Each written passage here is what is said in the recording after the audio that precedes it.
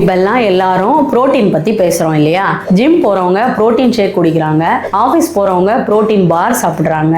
நம்ம கையாலே எளிமையா டேஸ்டியா புரோட்டீன் பேக்டு தோசை செய்யறது எப்படின்னு பார்க்கலாம் வாங்க. இந்த புரோட்டீன் தோசைக்கு என்னென்ன வேணும்னா சாதாரண இன்கிரிடியன்ஸ் தாங்க, ஆனா பவர்ஃபுல் காம்போ. 1/2 கப் இட்லி அரிசி, 1/4 கப் பச்சை பயிறு, 2 டீஸ்பூன் கடலை பருப்பு, 2 டீஸ்பூன் துவரம் பருப்பு, 2 டீஸ்பூன் கொள்ளு, 10 பாதாம், 2 டீஸ்பூன் வேர்க்கடலை, 1 சிட்டிகை வெந்தயம். எல்லா பொருட்களையும் கழுவி 6 to 8 மணி நேரம் ஊற வைக்கணும். மிக்சியில போட்டு இட்லி மாவு பதம் வர வரைக்கும் அரைச்சிடுங்க. மாவை 8 to 10 மணி நேரம் புளிக்க வைக்கணும். வெங்காயம், காஞ்ச மிளகாய் போட்டு கிறிஸ்பியா தோசை வார்த்து சாப்பிடுங்க. இந்த தோசை உங்க ஹெல்த்துக்கு எப்படி ஹெல்ப் பண்ணும்னு பார்க்கலாம். வெயிட் லாஸ்க்கு பெஸ்டா இருக்கும், மசில் ஸ்ட்ரென்த்துக்கு பெர்ஃபெக்ட்டா இருக்கும், எலும்புகள் ஸ்ட்ராங்கா இருக்கும், மாதவிடாய் நிறுத்தம் அடைந்தவங்க லேடிஸ்க்கு ஸ்பெஷலி நல்லது, மனசு ஹாப்பியா இருக்கும், டோபமைன் ஹார்மோன் ரிலீஸ் ஆகும், வயதான காலத்துல தசை குறையாம இருக்கும், காயம் சர்ஜரி இதெல்லாம் செஞ்சவங்களுக்கு ஃபாஸ்டா ஹீலிங் ஆகிறதுக்கு யூஸ்ஃபுல்லா இருக்கும். ரெகுலரா இதை சாப்பிட்டா